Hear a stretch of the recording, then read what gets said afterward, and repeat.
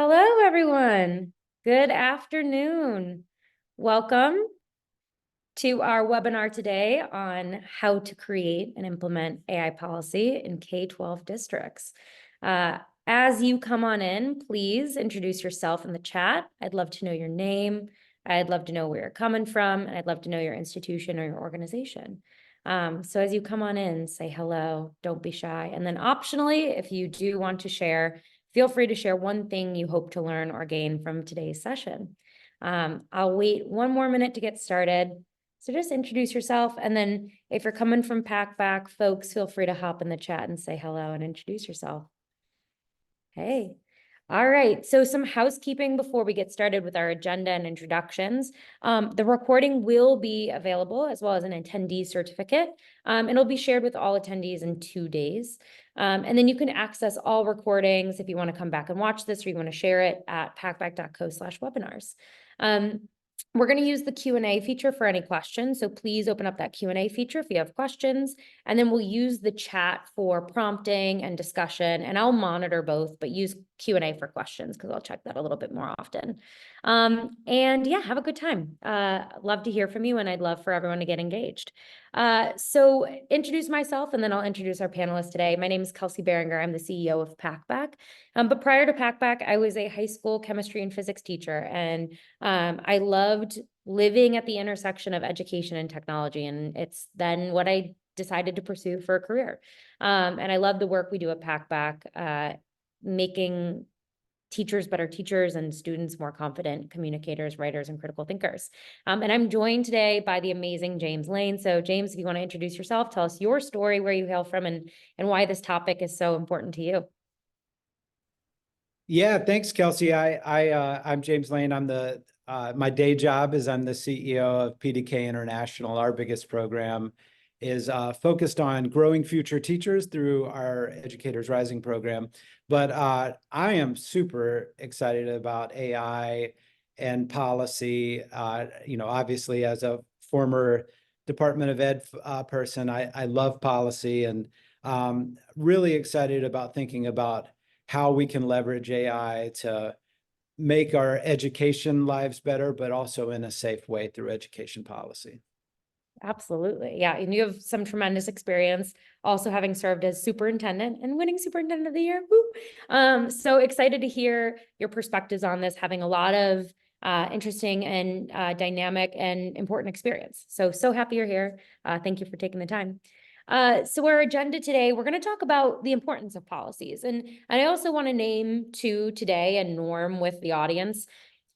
Some folks think of policy as something that takes years to develop, and once it's in place, we don't change it. So if you're more comfortable using the term guideline or the concept of more like AI guideline, do that. I'm going to use policy for ease of use and ease of language, because I don't want to keep saying policy/guideline for the next hour. But we're going to talk about the importance of these policies, these guidelines. We're going to talk about different policies across higher education and what we can learn from them. And then we're going to explore really what AI can be doing for us, how we should be developing policy, and we'll end with some Q&A, and we'll have a lot of resources and modeling along the way. So I love to use polls to get us started. So let me make sure I can actually find the polling feature, which is always a interesting, there we go. Find. There are so many of them. There's the options bar on Zoom. Webinars have gotten to be like 20 items. So I'm going to launch a poll right now. Basically, I want to hear from you. What describes your role? Are you coming from K-12? Are you coming from higher education? Are you instruction? Are you in administration? I would love to hear your experience level with Gen AI. How important is it for these districts to have clear policy? I'd love to hear. And then what's the current state of your policy? So maybe James, while we're waiting for folks to fill out the poll questions, how familiar are you with Gen AI? Like, how would you describe yourself? Like, are you thinking novice? Are you thinking expert, somewhere in the middle? Yeah, so Kelsey mentioned a little bit about my background, and I talked about what I was excited about, but I was a teacher, I was a principal, I was a superintendent, I was a state superintendent, and then I did federal policy work in the Office of Elementary and Secondary Education. And so I never like to call myself an expert, but I certainly think I'm well-versed and a frequent user. I was telling Kelsey this story before we kicked off, but um, when I became the CEO at PDK, the search firm reached out, asked me to apply, all of that. And so I hadn't, from my assistant secretary, acting assistant secretary role, my state superintendent role, I hadn't applied for a job in a long time. People, asked me to apply. So when I was asked to be CEO at PDK, I had to write a cover letter. And so I was like, let me try this AI thing out. And so I mean, it wrote a better cover letter than I think I could have. I mean, you'll hear me talk about this throughout this webinar, but I'm very intentional about keeping humans in the loop. Certainly, I had to make tweaks and all of that, but whether it's I mean, let's be honest, Alexa is AI, Siri is AI, right? So we've all been using AI a really long time. And what I love about AI is how it's going to make our lives more efficient. Um, and I believe that all of us have to be prompt engineers. And the key to unlocking the future in AI is getting great at the way we develop prompts, whether that's verbally or in chat. And so that's where I feel like I can really tap into this expertise is through the way that we engage in AI. Yeah, I totally agree with you. I think it's why it's so important to teach our students how to ask good questions. And they're not born that way, right? We have to teach them to be curious, and we have to motivate them to be curious. So that way they understand how to prompt AI. I think that'll be very important. Also, James, definitely hear you. Almost everything I do is scaffolded in some way with Gen AI.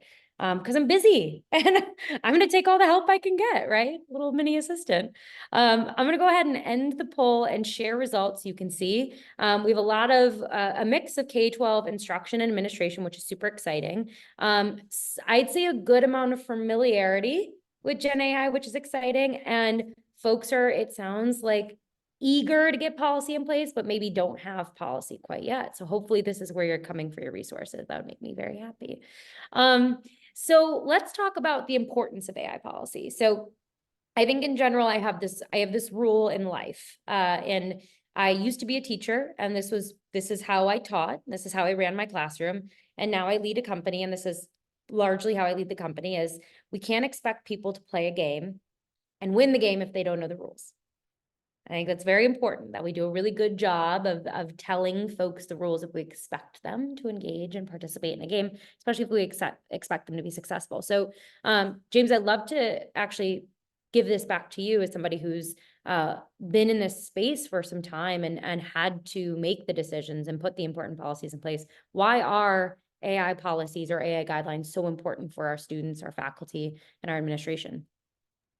Yeah, well, I think that when, Chat GPT and other tools first started to get super exciting,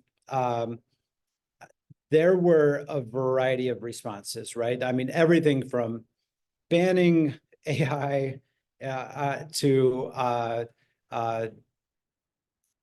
crafting policies that I think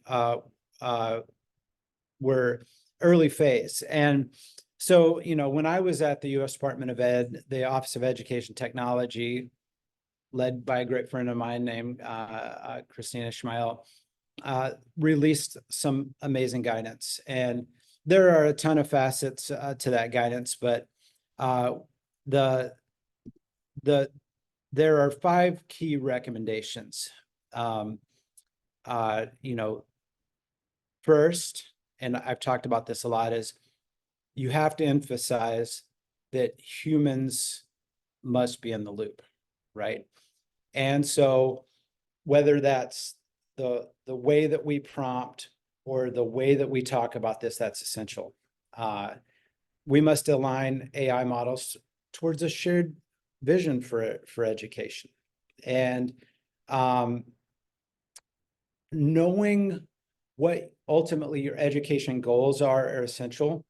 but aligning your AI policy to what you're trying to do is essential. Make sure you're using modern learning principles. And, if you're focused on project-based learning or competency-based education, design your policies around that. Prioritize strengthening trust in your community, and using AI as a tool and not a goal or a lever is essential.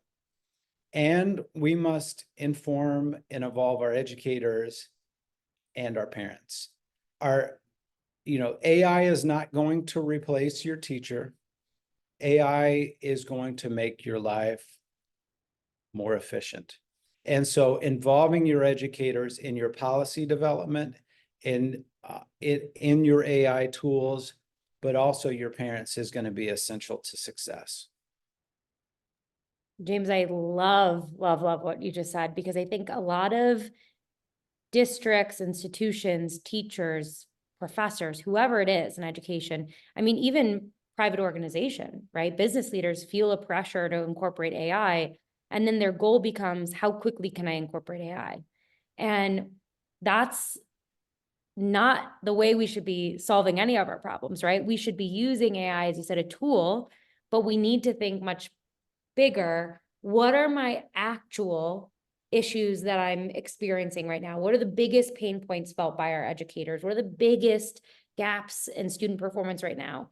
Isolate that, and then you try to figure out, can AI play a part, technology play a part, right, in supplementing those gaps. So I love that you said that. I think it's one of the most important things we do is we don't look at incorporation of AI at the end goal. I think that'll just end up maybe being costly and not super effective. Yeah, that's right. And I mean, I've just seen so many cool things. Like, we're just on the cusp of where this is going, right? That's the cool thing about technology, is that it layers and it gets better with time. And I mean, I had a really cool experience with an AI chatbot that was, visual and voice activated. And I can remember, it asked me, what do you want to learn today? And I said, well, let's focus on math. And then it said, well, I'm going to start by prompting you with a few questions to get a sense of what you know. And it was funny. I don't remember the exact questions, but it was like, what's 2 + 2? Well, I answered 4. Okay. What's 8 × 8? And then it kept going, and 2x - 7 = whatever. And then ultimately we went on and on and on until, it got to cosines and tangents. And I'll be honest, I didn't remember everything there. And so, but the cool part is that, okay, now I have a sense of where you are. Let's stop and do a lesson. And it taught me, I knew I had one angle and one line. It taught me how to solve the problem. And then I was so amazed, because the way that AI is going to drive us towards every student's zone of proximal development is going to be amazing. But we have to protect kids' privacy. We have to make sure that our families and our communities can be trusting that the tools that we're using are keeping their kids safe, but also moving them forward. And so, being, like I said before, that we're just on the cusp of where this technology is going, setting the guardrails early will be essential in your community, right? Much like every other technology we've had, from the cell phone to the iPad to the computer to whatever, it gets better and better with time. Making sure that we build a sandbox that everyone's comfortable playing in is going to be essential. And that's how I've been thinking about this policy as we move forward. I love that. I love that. Yeah. And it's going to change, and it's going to be challenging to keep up with change. Right. So it's not going to get easier. So the more that we can start conditioning ourselves now to build in good frameworks, good practices, good principles, I think it'll be really helpful. To model some use of AI for folks who are wondering, what tools are available. I used a tool called perplexity.ai. It's think of generative AI meets Google search. So what it'll do, you ask it a question, it'll answer your question, but it'll cite sources, usually anywhere between 5 to 7 sources. So it's pulling in the content from sources and then applying a layer of generative AI to actually craft you an answer. So I asked, I'd love some research, a recent published in the last 90 days about the use of AI in education from teacher, student, and administrative perspectives. Reason why is I want to get a state of the union on what's happening in classrooms right now and what's happening in districts. 60% of educators are already using AI tools in their classrooms. There are a lot of great examples of cool pre-prompted tools. They're kind of wrappers around GPT that do things like develop lesson plans. They differentiate lesson plans. They come up with assessments. That's a lot of tedium that takes place. I used to do that after the school day, right? Well, if I didn't have to spend an hour, hour and a half developing lesson plans, assessments, et cetera, could I just use that hour for office hours every day? Yeah. And that's what we're getting is being able to reduce some of that tedium, offload and scaffold with AI allows teachers to focus on direct interaction and personalized instruction. Super exciting. And then from a student perspective, there's been a lot more research done around the college student. So I want to name that a lot of the research has been done relative to college student behavior, but I do think it's important because we're getting an idea of what our students are going to likely step into if they do choose 2 or 4 year institutions.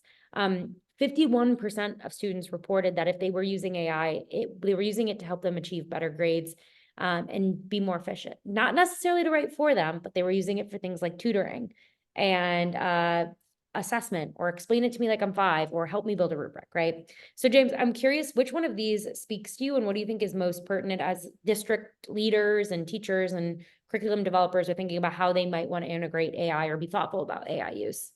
Yeah, well, a couple of these really stand out to me. First, I mean, frankly, the first bullet is so true. 60% of educators are already using AI tools in their classroom. That stands out to me. Ultimately, I believe that number is probably right, about 60% using it in their classroom. But I'm not sure that all of our educators realize that they're probably using AI almost daily in their life, right? Whether it's Alexa or Siri or whatever. But the part that I'm most excited about, my day-to-day job is focused on future teachers, and I'm actually at our national conference that's going to kick off tomorrow, and 3,300 kids are going to be here.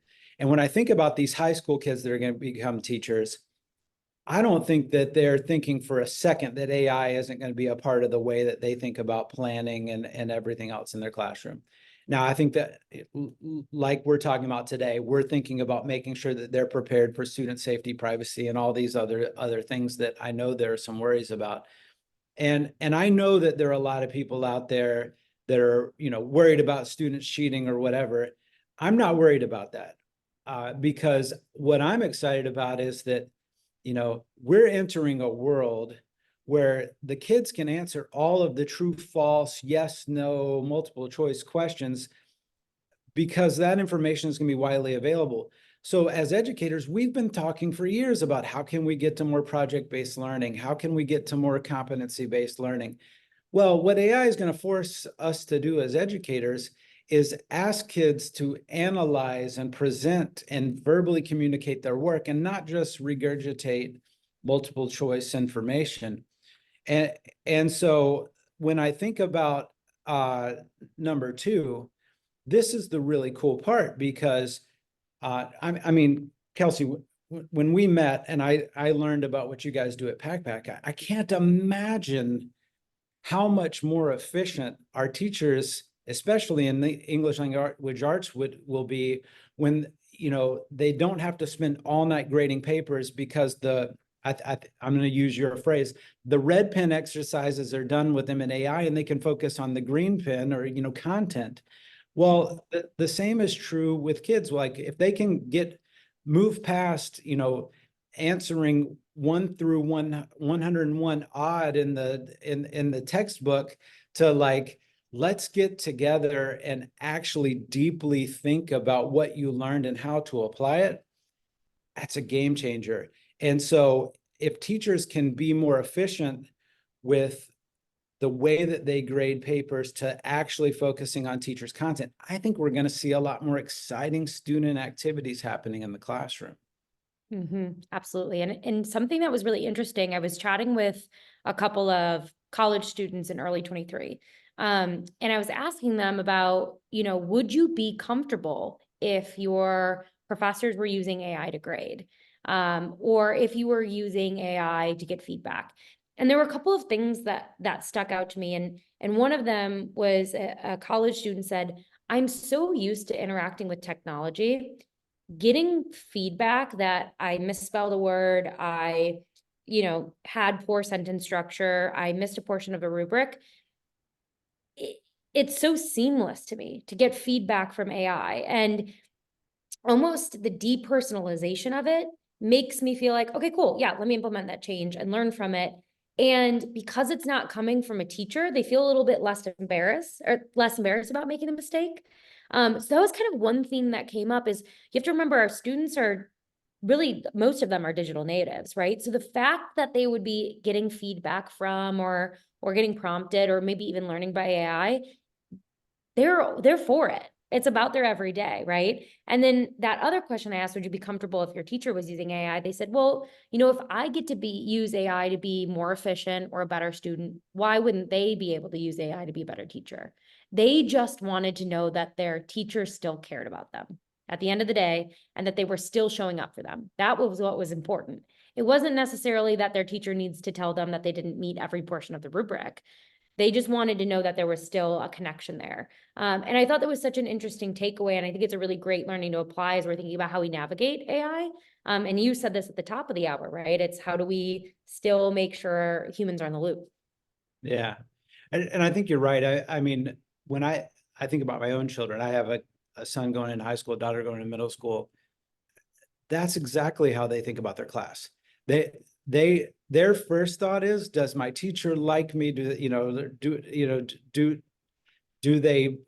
we have a great relationship? And when they have a great relationship, they want to work really hard to impress that teacher.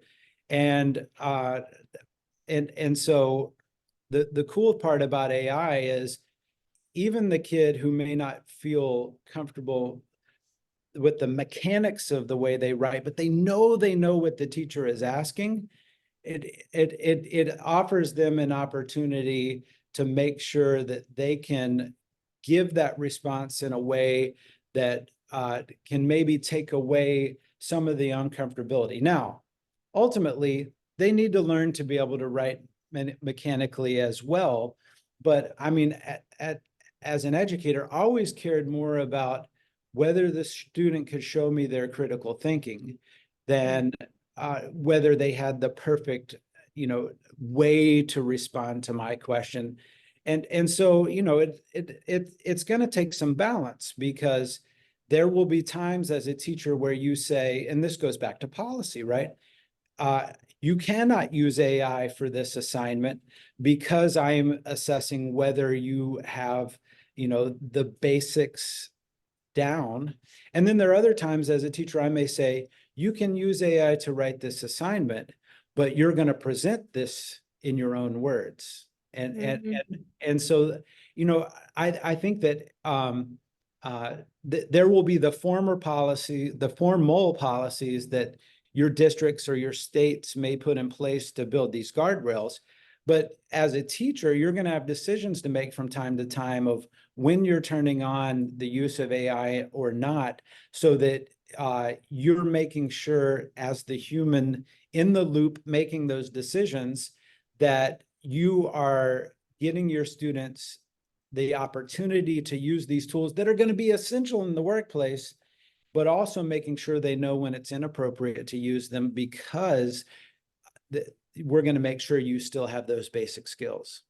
Yeah, absolutely. It's like a real Goldilocks situation we're facing in K-12 right now, right? We need to make sure we're really balancing the incorporation of it so that they're not missing out on the opportunity, but then also, do they have the foundational skills? Absolutely. So speaking of, I'd love to talk about policy. And what I'm going to do is I'm going to talk about a couple of different policies in higher education, because, higher ed, community colleges, four-year institutions, they had a little bit more of an urgent call to action in late 22, early 23, because the first users of ChatGPT when it went viral were really college students. So they had to pretty immediately act in this space. And I think K-12, I think there's been a little bit more time where we can learn and listen and really understand, but I think we're nearing the time where it's time to start taking action and moving. So I'm going to talk through a couple of policies, how they work. And James, I'd love for you to just shed a little bit of light on how you should take these and put them through a came out very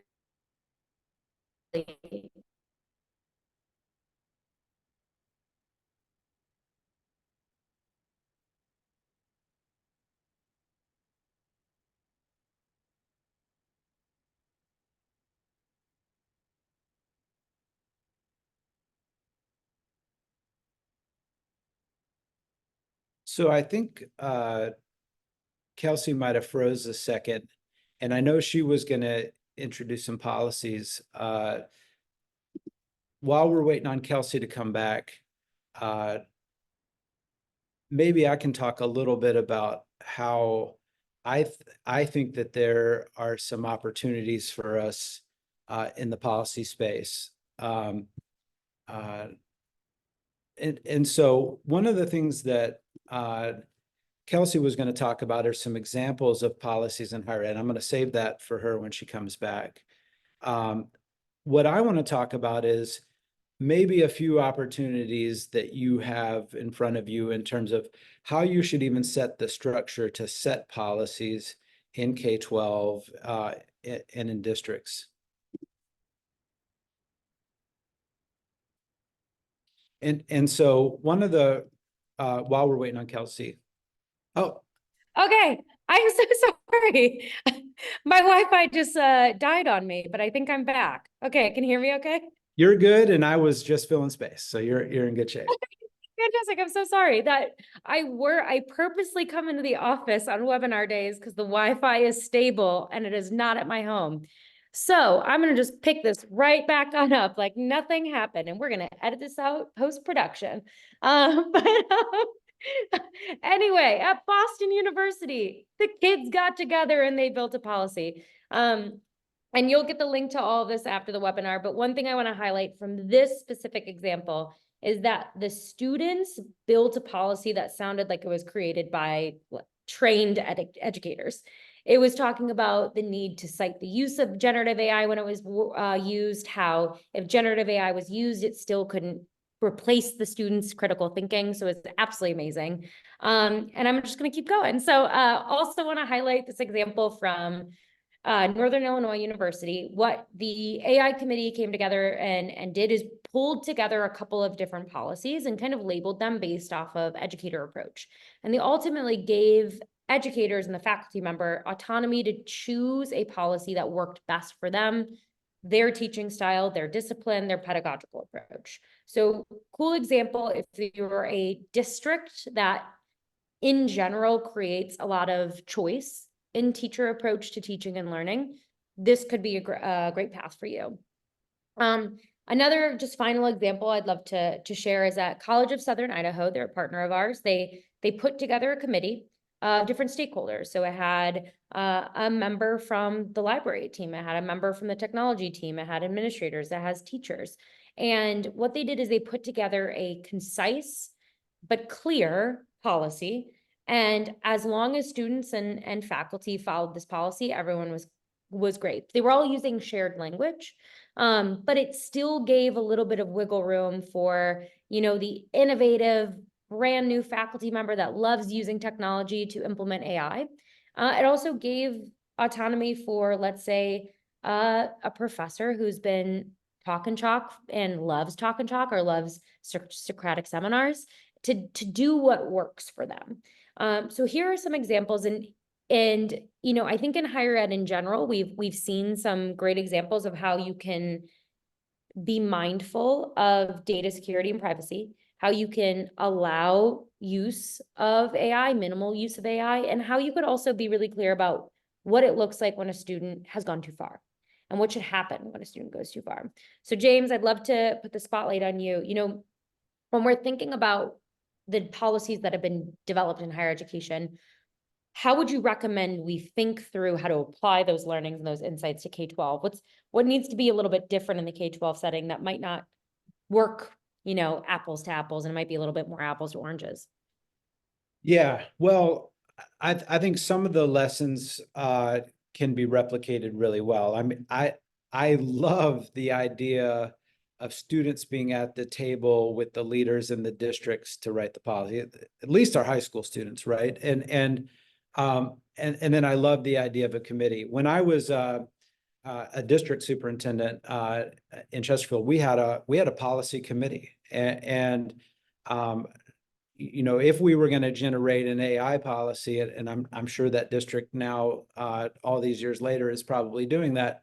One of the things I would do is make sure that you form a committee in your district.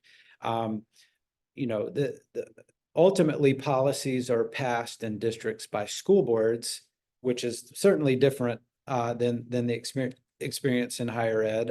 Though there are boards, largely.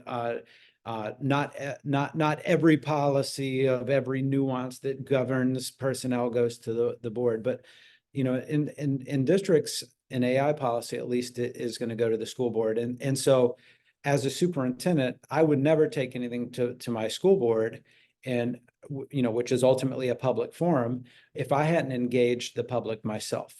And so I would have a committee that includes parents, principals, teachers, students, district administrators, technology officers in the district, and just a wide array of individuals to come to the table to craft policy. But that, the committee is not the end of it, right? This is going to have major impact on the way that these issues around AI are governed. So we have to give time for public comment and public feedback. And you're not going to develop a policy in a back room and then the next day teachers are implementing it. In school districts, you really need to take that time, go through committee first, educate your community second, give time for community voice third, and make sure that your board members have time to make edits based on the feedback that they get back. But ultimately, I believe that your policy needs to be tailored to your community. I've worked in a rural district of around 1,200 kids, which is smaller than my daughter's current elementary school, I think, or at least at one point that elementary school was larger than that. And then I've worked in districts of 65,000 plus kids, and then I've been a state leader of 1.3 million students, and at the federal level. And when you're thinking about setting these policies, the nuances are different everywhere you go. I mean, I don't know this because I've never lived in California, but I bet the readiness for AI policy development might be different in Palo Alto than in American Samoa. I don't know that, but like just the situation is different and the cultures are different and all of this. And so I think that giving your community voice in the way that this policy is developed is absolutely essential. And so that cultural and community context is extremely important. I mean, you may have the entire language arts faculty of your community saying, you know what, we want no AI in writing so that we can teach in-depth writing.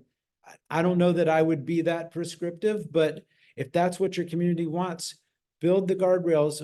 Then the other thing I would say is, once a policy is passed, don't be afraid to evolve that policy as the technology evolves, right? I mean, AI as we know it today is not what AI is going to look like 1 month from now, much less 12 months from now. And then in 5 years from now, I can't even imagine. With wearable tech and everything else, I may have a little hologram AI sitting right here all the time in 5 years. Hopefully not, because that would be distracting. But whatever the world is, don't pass a policy and set it on the shelf and say, these are the rules that are going to govern us forever. Be willing as a school board and as a superintendent or even principal or even the way you're governing your classroom rules as a teacher. Be willing to be flexible as the policy evolves, as long as you're keeping student academic growth, safety, and privacy in mind all through it. Yeah, yeah. Quite literally this morning, I was watching a video about the new Meta glasses, and they look really, really cool. But yeah, it's all changing faster than we could really keep up. So it's that balance, and I have a lot of empathy for folks in the position of having to develop policy, because it's the balance of, I can't move so fast that I don't listen and hear my constituents, and I also can't wait, because if I wait a year from now, it's not going to look the same, right? Like I have to keep evolving. So there is a balance to strike here, and making sure, I think, that you have the right processes and scaffolding in place to accommodate both is quite important. So would love in the chat to hear from individuals, how do you think we need to consider, or what considerations do you think need to be taken as district leaders and educators, imply insights from the higher education space? And one thing I thought about is literally something as simple as a lot of assessment that's happening in traditional K-12 is happening in the classroom. And a lot of assessment in higher ed is happening actually outside of the classroom, right? And so even something like that needs to be taken into consideration when we're thinking about how to augment policy. Is a lot of higher ed students are writing their papers, in their dorm room, or they have a writing center, they have a writing lab. How many of our K-12 students are taking their assessments inside versus outside of the classroom? So something as simple as that, I think, is something to consider. So I'd love to hear what y'all think in the chat. You would think through as we're applying K-12 lens on what we've learned in higher ed. And I also, too, while anyone wants to share their thoughts in the chat, I wanted to share some existing K-12 policies. So the first two here are very specific policy, and I'll read the first kind of sentence of each policy. So a Georgia district, this policy outlines the acceptable and unacceptable use cases of AI in our K-12 educational environment. Our goal is to harness AI's potential to enhance educational outcomes while safeguarding our students' privacy, security, and well-being. So this is things like what is allowed from an AI perspective. Can faculty members create lesson plans with AI? Cool, yes, as long as they're human review. Can students use AI to write papers? Can't write for them. Can they use AI to get feedback? Yes, right? So it's just giving the do's and the don'ts and a bit of a spectrum here. Madison City Schools in Alabama also has a very similar policy, and they're linked here. Outlines the acceptable use of AI tool applications within the schools to ensure their safe, ethical, and responsible use. And then last link here, James, is something that I think you contributed to, AI in the future of teaching and learning from the U.S. Department of Education. These were recommendations and insights. So any sort of anything you want to share about your journey, contributing to that project, or at least seeing the other side of the project? And I read that as soon as it came out. Anything you want to share about that? Yeah, well, and the media has reported on the U.S. Department of Ed's guidance, and I've said it a couple times, but I'll dig in on this. The notion of humans being in the loop is ultimately what's going to build a lot more comfort around this. As a parent, I don't want my kid engaging with AI all the time as the primary way that they're receiving instruction or information. And I partly worry about if that were allowed, the safety, the privacy. I've hinted at some of that here, but when you read the U.S. Department of Ed's guidance, that notion of humans being in the loop is essential, right? So that you may use AI at the direction of your teacher in the way that your teacher wants you to use it. So if the teacher says you can write this, presentation or whatever using AI, but you must perform it verbally, then those guardrails are set, and that's appropriate. If the teacher says you may not use AI for this at all, we want to hear all of this be your original thought, then great. But and then ultimately, even in the back end, cybersecurity space and all of this, that humans are monitoring what is happening with the AI, I think it is the key piece of this. But the big thing that I think about a lot is,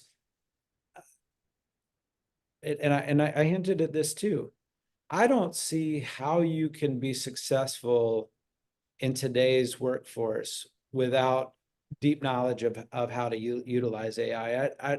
And so one of the things that I always believed as a principal, district leader, state leader, is that it was important for me if utilizing a new type of technology or even if it wasn't technology based, a new tool in the classroom, and I wanted this widely used. A great example was after COVID hit, largely every district in America gave every student a device, right?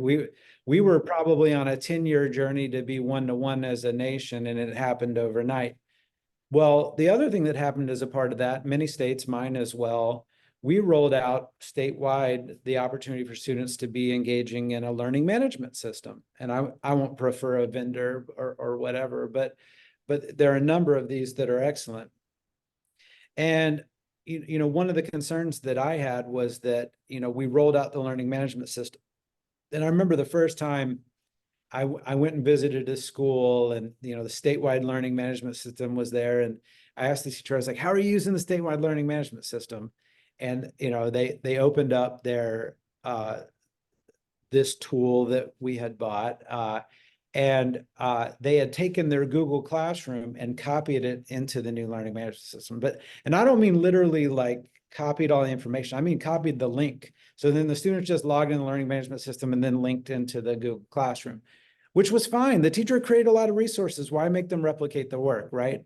But the reason I mentioned that story was I realized that as a state leader, we had rolled out this tool, but we weren't even using this tool for our own communications or use. And so from that moment, I decided, well, we're going to run our meetings in this learning management system, and we're going to model use of this tool. Well, now as CEO, or if you're a district superintendent or even a dean of education, that same modeling is important. And so one of my favorite icebreakers, by the way, we all love icebreaker ideas, is to sit with another person and interview them, put what you learned in the interview into your favorite chat-based AI tool, and have it write a poem, and then you read that poem about the person to introduce them. Super simple, can do it in 30 seconds, as long as you have access to AI. And just modeling that, even as the CEO of my company, the very next week we had decided, we do marketing promos in business, right? We were going to do a new marketing promo. And I said, come back with the language you want to use in the marketing promo. They were like, come back. No, we're going to write this in AI right now, and it's going to be done in 30 seconds. And so, even just my modeling of it in an icebreaker turned into now my marketing team is way more efficient, and we don't have to wait 1 week later to approve marketing promos. We can do it right there in the spot. And the same is going to be true whether it's lesson planning for the teacher or writing papers for the students or whatever it is. These are essential skills. And so when I think about the way that whether it's the department or Madison or Taliaferro are developing these policies, what I love about it is they're setting the guardrails, right? The U.S. Department of Education is using that language here, but they're not saying whether it can be used or not. It's saying how it can be used responsibly. And that's the important piece around developing these policies. Exactly. I love that. It's all about responsible use. And I'm waiting for the day. I'm waiting for the headline of some lawyer accidentally fed classified documents into GPT and then is now getting in trouble. So it's important for us to also understand, faculty members shouldn't be putting student data into just a commercial GPT, right? That's not appropriate, or a commercial chatbot. So we need to set those expectations. So we just chatted about this. It's important to use policy to share what to avoid so that we don't compromise student data, so that we don't do something that could potentially be harmful for a student. But we also have policies that could start communicating with educators, with teachers, with principals, with instructional designers. What can we actually do with AI? What's all of the untapped potential? the way that I love to frame that question, what can we do with AI, is to actually understand what are your biggest pain points today. So if you're an administrator, I'd love to hear what concerns, and not about AI, just concerns in general, are boiled up most commonly from your teachers. Is it that they don't have enough time to grade? Is it that the gap in student performance is getting wider and wider? Is it that post-COVID, they're struggling with student motivation? What is the biggest piece of feedback you hear from your teachers about what makes their job difficult? And then teachers, what do you struggle with most? And if you're a former teacher, I'd love to hear from you. What was your biggest struggle? For me, my biggest struggle was that I could not keep up with writing assessment, specifically formative writing assessment, writing practice. I wanted my students to write every single week, but I did not have the bandwidth or the competency, let's be real, to give them feedback on their writing. So it felt like a losing game to give them writing that I wasn't going to be able to give them feedback on. So I'd love to hear the answers to these questions, because I think it really helps inform how we could then utilize AI as a solution for some of these problems. And again, because I love modeling, and James, you brought up modeling, I asked AI, GPT, I have ChatGPT 4.0, I asked it to come up with a image that shows students and faculty utilizing AI in a classroom, and this is what it came up with. But I'll also show you the first image it came up with, because this was post some feedback. The first image it came up with was this. And you can notice a session, that's that, flaw charm, slur, don't know what that is. So a little bit chaotic here, and it took prompting for me to get this. And that's part of AI competency and literacy, right? Is knowing that prompt one might not work super well. So how can you get prompt two? So James, I'd love to hear a little bit, thinking through the lens of the biggest pain points for a teacher, the biggest pain points for a student. What do you think AI can do for us in the long term? What's the optimistic view of implementation of AI? Yeah, well, and even before I jump to that, let me reiterate something you just said. For anyone new to at least chat-based AI, I never get the answer I want on my first prompt. And if you're not someone that's willing to kind of like even edit the way that you're asking and learning how to talk with AI, it's, I've watched some of my friends, and I've even watched some of my, kids' friends come over and doing homework and all that and asking AI questions. And sometimes if they don't get the answer they want on the first prompt, then they just leave it, right? But what you're going to learn about AI is the constant reprompting actually is a critical thinking skill that you can develop in your kids to learn how to ask critical questions in different ways to ultimately get the type of answers that you want. And so that's one of the biggest pieces. But to your question on pain points, I am, well, you asked the question two ways. You asked where I think it's going to go in the end, and I can jump to that later. But in the short term, there are a lot of things that I'm excited about AI. And one of the things I'm most excited about is what hasn't been developed yet that I don't even know about is possible, right? And that piece, I think, scares some, and that's why guardrails and policies are important.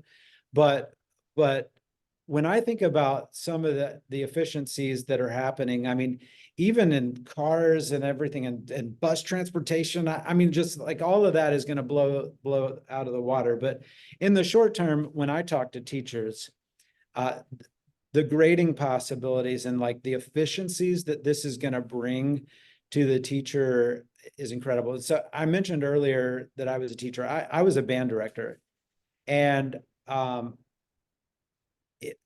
one of the most important things for kids to know is how to play scales. And if you're not a musician, that's basically like the order of the notes that make up a major scale is the key the song is in. And there are, in addition to the chromatic scale, 12 major scales that kids need to learn. Well, there is nothing harder as a band director than listening to a sixth grader who can barely make sound on the instrument play scales over and over again. And I taught, in my band program, we eventually grew to like half of the school being in band, almost 300 kids. Try listening to 300 kids play scales back to back, right? Now, I love listening to kids play music and create and all of that, but scales is almost like, a little bit like memorization in a way. And to think that we're on the precipice of kids could go and record their scales and get immediately feedback from AI on, if you play the C major scale, there are no flats or sharps, right? But I can't tell you how many kids play B flat in the C major scale, right? And that AI could tell them that, and that I don't have to like routinely write over and when I was a teacher, I would voice over like, hey, you just played a B flat instead of a B natural. All of that would be done for us. And so then I could spend my time instead bringing that kid in and actually doing some type of intervention with them instead of grading. I mean, there's just that's one example. And by the way, I like to say that band directors were doing performance assessment before performance assessment was cool. But like to be able to actually sit down with kids and teach them a love of music and not let some of these basic skills be assessed a lot more quickly. I just can't imagine as a former band director how much time that would have saved. Oh my gosh, yeah. And also think about the relationship between teacher and student. Like, how many times does a student have to play a flat note or a sharp note before they get it right? And if every single time they're playing a note incorrectly, teacher is saying, band director is saying flat, sharp, try again, try again, try again. Eventually, what happens to that student? They lose motivation because somebody's telling them they're not doing it right over and over and over again. And maybe they're not, because a lot of times you have to fail over and over, especially something like mastery of an instrument or mastery of a skill. And so if something else that's faceless and nameless gets to say wrong, wrong, wrong, wrong, keep trying, keep trying, keep trying, and then teacher gets to give the really nuanced, like you said, intervention. Think about the way that can strengthen student-teacher relationship. Again, if all that red pen interaction is happening with a faceless robot. I love it. I love that idea. And maybe we'll allow for a little bit more practice. And I was just imagining your ears bleeding, listening to like hundreds of kids just playing these bad notes. And usually right. So, but you asked a part of that question. We said like excitement about where this is going in the future. So that's the pain point thing right now is like, I just love the efficiency of grading and lesson plan design. I didn't talk as much about lesson plan design, but the efficiency of lesson plan design is incredible. The thing I'm really excited about though is that I think AI is going to get us to a point where we have a much more in-depth sense of a kid's zone of proximal development. And I've said that phrase a couple of times, and let me just take a moment and describe what that means. The zone of proximal development in the most layman's terms is essentially knowing exactly what a kid is ready to learn, knowing what they're not yet ready to learn, and knowing what they've already learned. And so essentially what that means is if I can, as a teacher, move past items that a kid doesn't need to hear me talk about again into exactly what they're ready for at the moment of their academic journey, and that it's not either too hard or too easy for them, then you're maximizing the potential that you have for your student. And right now, I think, we give unit tests and benchmark tests and state tests and all this. We have a sense of the broad range of a student's zone of proximal development. But with this new technology, we will be very intensely knowledgeable. And so as we're designing not just day-to-day classroom instruction, but especially with those students that are struggling, the interventions that they need, and knowing exactly the topic or issue that we need to intervene on with the student, AI has the potential to give us all of the information that we need to close a lot of gaps in our education system.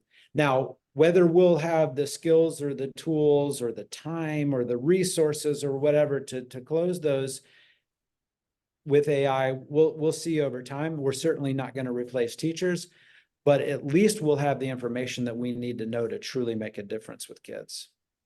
Yep. Technology is a tool, right? And it needs to be used properly in order to have an impact. And if you use it improperly, it's not going to have an impact. If you never learn how to use it, it's not going to have an impact. So it's important too to make sure that we're setting ourselves up for success to be successful. Well, thank you so much. I want to share a quick resource for individuals joining or watching this after the fact. I worked collaboratively with a few individuals to develop a AI policy roadmap. So basically what it is a guide. If you're interested in putting together AI policy, whether you're an educator, whether you're an instructional designer, whether you're an administrator, but how can you actually put together a committee? What does that look like, and how can you put together a committee? What different things do you need to consider when developing a policy? What should be in your policy? What questions should your policy be answering? And thinking through how to iterate on the policy moving forward and implement professional development. So this is available at your disposal, and it's a great resource that I'm really grateful we had the opportunity to put together with some great partners. And then if you are interested in learning more about Packback as a tool that has been implementing some non-generative AI, some safe AI for the last 8 years in classrooms across the US and Canada, feel free to reach out to our individuals. We love what we do in helping students find their unique voice and the writing skills to express it is what we love to do over here. So James, I'd love to ask if you have any final recommendations as folks are thinking about how to implement policy, create policy, or maybe feel emboldened to be a part of the voice of policy.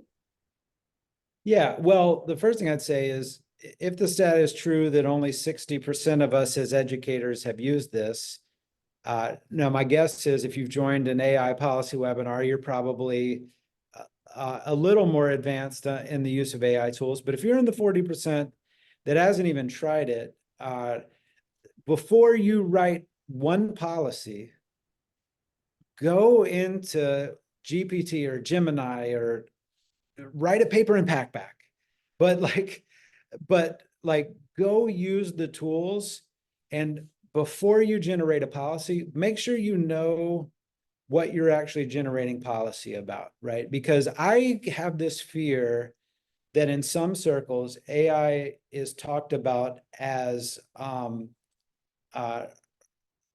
almost like an aura around the technology, but these are actually tools, that you have to prompt. They don't have to, or not necessarily all the time, run in the background, but that you can actively engage in these tools. And then as a leader, once you've engaged in these tools, then at least you have some frame for setting the policy. So that would be number one, is don't write a policy about something that you've never experienced yourself when it's readily available to adults.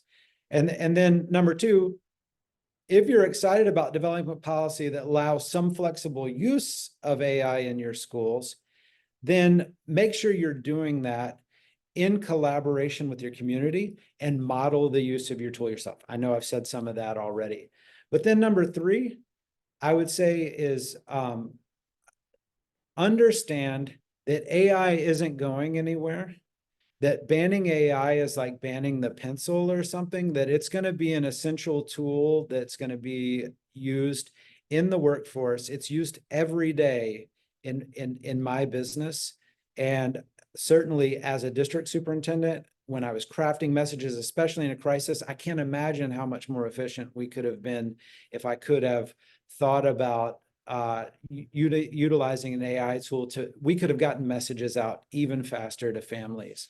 And so then the last thing that I'll say is, and I know I hit on this already, don't write a policy and then shelve it. Stay abreast of what's happening in technology. Stay abreast of what your teachers are using AI and technology tools for, and make sure that you're constantly evolving your policy around the evolving technology landscape. I love that. Those are incredible recommendations. Thank you. Well, thanks so much for folks who joined us. And I know we're coming up to a holiday, so I hope everyone is able to take some time off James and I happen to be taking very similar vacations next week, which is a fun development we figured out today. But James, thank you so much for joining this discussion. It's been so, so great to have your voice shared. And for those who came today, I appreciate the time you gave us. So thanks, everyone. And yeah, let's go make some policy. Absolutely. Bye, everyone. Bye.